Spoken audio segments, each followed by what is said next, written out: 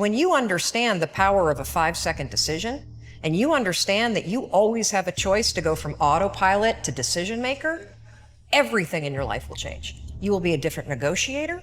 You will be different in sales. You will be unstoppable in the gym, because you will realize the amount of garbage that you put in the way of your hopes, of your dreams, of your potential, of your confidence, of your courage. Everything comes down to the decisions that you make. We all know what to do. None of us know how to make ourselves do it.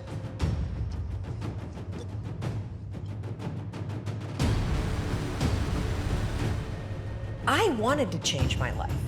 And I think most people that are miserable or that are really like dying to be great and dying to have more, we want to change. We want to live a better life. We want to create more for our families. We want to be happier. The desire is there.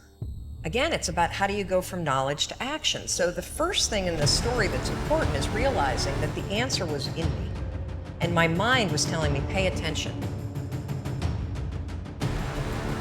The next morning, the alarm goes off, and I pretended NASA was there. It's the stupidest story. I literally went 5, 4, 3, 2, 1. I counted out loud, and then I stood up. And I'll never forget standing there in my bedroom. It was dark, it was cold, it was winter in Boston. And for the first time in 3 months, I had beaten my habit of hitting the snooze button. I couldn't believe it, and I thought, wait a minute, counting backwards? That is the dumbest thing I've ever heard in my entire life. Well, the next morning I used it again, and it worked. The next morning I used it again, and it worked. The next morning I used it again, and it worked. And then I started to notice something really interesting. There were moments all day long, just like that 5-second moment in bed, where I knew, knowledge, what I should do. And if I didn't move within 5 seconds, my brain would step in and talk me out of it. Every human being has a 5-second window, might even be shorter for you. You have about a 5-second window in which you can move from idea to action before your brain kicks into full gear and sabotages any change in behavior. Because remember, your brain is wired to stop you from doing things that are uncomfortable or uncertain or scary. It's your job to learn how to move from those ideas that could change everything into acting on them in the smallest moment. The thing that's so cool about this, and I should tell you the science behind it, because I'm going to be honest with you, it is stupid. Had I ever thought that I would find myself 8 years after discovering it, spending my days telling people about the 5-second rule? First of all, I would have picked a different name, because it reminds you of the one where you have to like pick up food within 5 seconds off the floor, right?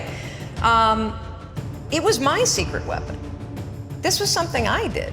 I never intended to tell anybody, because I went from getting up on time and waking up on time to shaking up my entire life.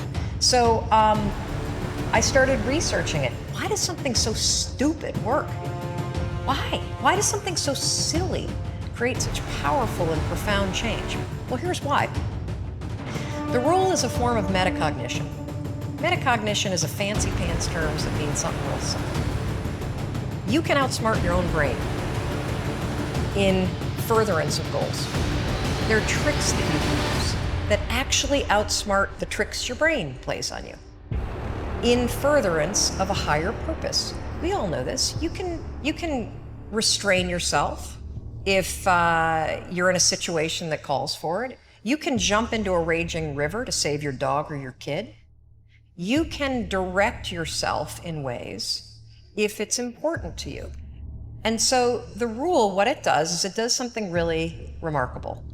When you count backwards, 5, 4, 3, 2, 1, what you're actually doing is you're interrupting what researchers call habit loops that get encoded as closed loop patterns in your basal ganglia. That's the part of the brain where your feelings, where your emotions, every habit that you have, which is nothing more than behavior that you repeat that you don't even think about.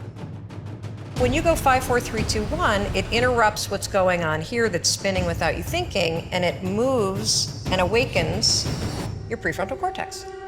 So when you hit 1, your habit has been interrupted, so you've interrupted self-doubt. You've interrupted maybe snapping at your kids. You've interrupted the desire to grab for a drink. You've interrupted procrastination. You've also, by counting backwards, done an action. It's awakened your prefrontal cortex. That is the part of the brain that you need that's awake when you're changing behavior, when you're learning new things. When you hit one, it's also a prompt. So in the language of research, you'll hear people talk about starting rituals. That is something that's proven to help you learn a new habit. The 5-second rule, when you repeat it, becomes a starting ritual that triggers you to act with confidence, that triggers you that this is a moment for courage, that triggers you to shift gears. And because you've also done the manual work of awakening the part of the brain that you need to change, you've set yourself up for success. It doesn't work if you count up, because you can keep going. And also, counting up doesn't require focus. If you count backwards, 5, 4, 3, 2, 1, it again awakens the prefrontal cortex and it prompts you to move. When you start to use it and then you read about it, you'll see that it's being used all over the place. They use it in the armed services in order to align troops and get them to start an exercise. They use it in elementary schools, 5, 4, 3, 2, 1, at big assemblies to get a huge room full of kids to stop talking. Simple and interesting example, yeah. Because it requires you to focus. It's not a habit. It will become a habit that prompts you to have confidence, courage. But in the beginning, it interrupts patterns of behavior that you do on autopilot. It helps you assert control, and it teaches you how to become the kind of person that moves from thinking about something to actually doing it.